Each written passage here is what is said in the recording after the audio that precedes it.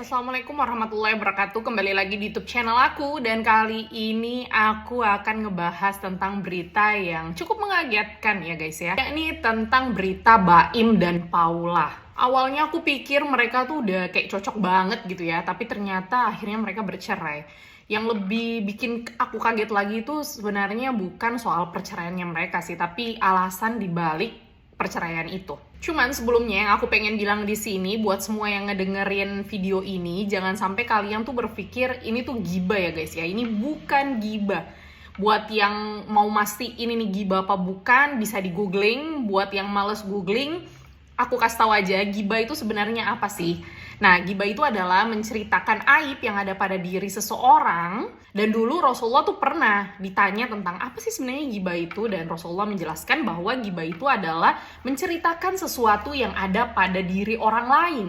Dan orangnya nggak mau kalau yang ada itu diceritain. Ingat ya guys ya, nggak mau diceritain. Ini baimnya sendiri yang cerita.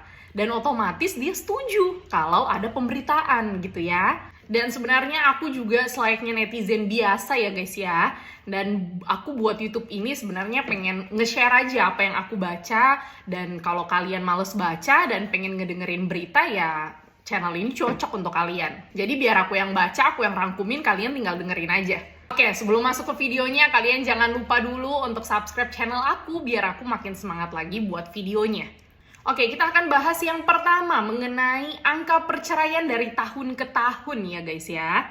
Jadi menurut penelitian nih, dulu pada tahun 1890 kurang lebih ada cuman 10% aja orang-orang yang menikah ini akhirnya bercerai. Tetapi lonjakan ini terus bertambah seiring berjalannya waktu. Dan ini terbukti pada tahun 1920 angkanya tuh naik guys, jadi 18%. Kemudian angkanya terus naik menjadi 30% pada tahun 1950.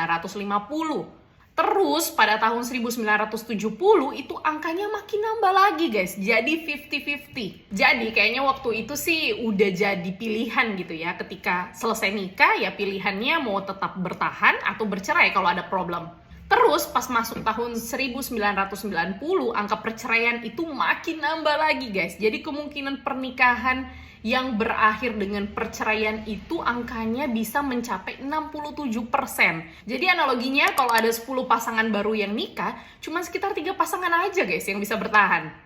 Ujung-ujungnya problem rumah tangga ini mencerminkan fakta bahwa sebetulnya ada dua realitas emosi pada suatu pasangan, milik istri dan juga milik suami. Dan ini biasanya tergantung dari lingkungan masa kecilnya.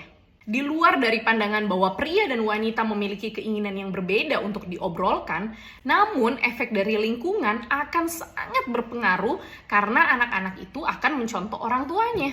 Kenapa aku katakan kayak gitu? Karena ada ratusan penelitian guys yang memperlihatkan bahwa cara orang tua memperlakukan anak-anaknya, entah yang disiplin, entah yang keras, atau pemahaman yang berempati, itu akan berakibat dalam banget dan juga permanen bagi kehidupan emosional si anak ke depannya. Jadi jika lingkungan pasanganmu, aka orang tuanya, kalau misalnya lingkungannya tuh kayak nggak dapet ngobrol, nyelesain apa-apa dengan silent treatment, masalah dibiarin kayak gitu aja, itu bisa jadi kalau kamu punya pasangan yang kayak gitu, dia akan memperlakukan kamu kayak gitu juga. Dan tentunya itu pasti nggak akan buat hubungan kalian jadi awet. Kenapa? Karena lagi-lagi, menurut penelitian dari seorang psikolog di University of Texas, mengatakan bahwa dia meneliti 264 pasangan yang berhasil. Dan alasannya itu karena komunikasinya yang baik. Jadi silent treatment atau membiarkan masalah itu nggak akan mengawetkan sebuah hubungan. Dan dalam penelitiannya dia menambahkan, hubungan atau pria-pria tradisional itu akan lebih sulit untuk mempertahankan hubungan. Karena apa? Karena kebanyakan pria tradisional ini akan meluangkan waktu pada saat pacaran aja untuk berbicara dengan calonnya dengan harapan keintimannya tuh dapat terjalin dengan calon istrinya. Tetapi setelah menikah, pria tradisional ini semakin lama akan semakin malas. meluangkan waktu untuk berbicara tentang kedekatan emosional. Jadi mereka beranggapan bahwa kebersamaan itu dapat tercapai dengan melakukan sesuatu bersama-sama. Misalnya kayak ya kita hidup bareng-bareng aja, nggak usah ngobrol-ngobrol yang terlalu deep, mendalam. Untuk membangun kedekatan emosional tuh bagi pria-pria tradisional itu nggak berlaku. Dan dalam penelitian ini juga dikatakan bahwa dalam hubungan suami dan istri, memang yang lebih sering mengeluh itu adalah istri daripada suami. Kenapa? Karena lambatnya si kaum pria atau suami ini mengatasi masalah-masalah yang terjadi dalam hubungan mereka. Jadi kayak dibiarin aja gitu, nggak mau diobrolin. Dan setelah aku ngebaca penelitian ini, aku tuh kayak makin yakin gitu guys, kalau Islam itu adalah agama yang sangat sempurna. Kenapa? Karena hal ini tuh udah dibahas juga di dalam Islam. Coba deh kalau kalian dengar ceramah nih ya tentang hubungan suami istri, pasti deh para ustadz itu mengatakan bahwa yang harus lebih bersabar itu siapa? Suami. Tapi kenyataannya siapa yang lebih bersabar?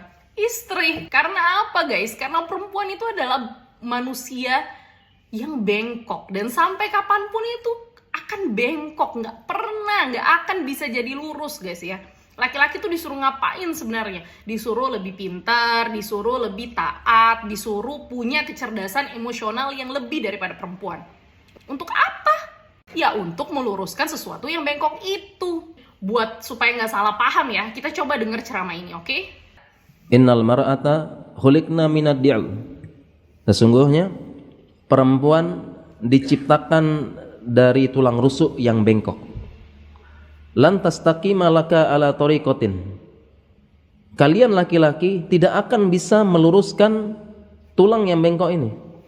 Istamta'ta biha wa fiha iwajun. Kalau engkau nikmati bengkok tersebut, tidak berusaha engkau luruskan, nanti dia iwaj, bengkok terus selamanya. Wa in zahabta tuqimuha, kalau engkau coba luruskan, kasar taha, berarti patah. Wa kasruha tolak, dan patahnya adalah talak. Kenapa bisa bengkok? Maksudnya bengkok dijelaskan beberapa ulama karena perempuan ini kurang akal dan agamanya alias perasaan mendominasi. Jadi kalau ada apa-apa, wanita memakai perasaan dan seringnya memikirkan sesuatu itu pakai perasaan. Lebih mendahulukan perasaan daripada logika. Ini perempuan. Sehingga terkadang seringnya perasaan yang digunakan lebih dahulu daripada logika, sehingga kadang-kadang suami sulit memahami alur pemikirannya perempuan kadang-kadang. Seharusnya bagi suami memikirkan, oh solusi ini tinggal jalan lurus berapa meter sampai. Tapi kalau bagi perempuan dia akan muter dulu, muter ke kanan, ke kiri, Kalibata, terus Kemang, Pasar baru sampai. Nah suami harus paham seperti ini. Jangan langsung dimarahi, pelan-pelan. Oleh karena itu lanjutan hadisnya, kalau engkau nikmati, dia bengkok terus. Artinya apa? Perlu dididik. Perempuan perlu dididik. Didik agama maksudnya. Karena kalau masalah urusan dunia lebih banyak perempuan lebih pintar. Bahkan kalau di sekolah, di kampus, di mana kadang-kadang perempuan lebih rajin, catatannya lengkap, rapi dan sebagainya. Nanti kita yang cowok tinggal fotokopi kan. Males. Yang perempuan rajin. Tapi masalah agama harus kita didik. Apalagi sifat dasar perempuan mudah silau dengan dunia. See guys, memang kayak gitu ya guys ya.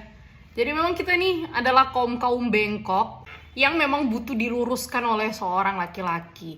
Kalau ada yang bilang, wah perempuan ini keras, perempuan ini gak mau ngedengerin aku, itu seni guys ya, itu seni berkomunikasi. Pasti dia tuh perempuan, dia tuh pasti bisa nurut, gak mungkin enggak.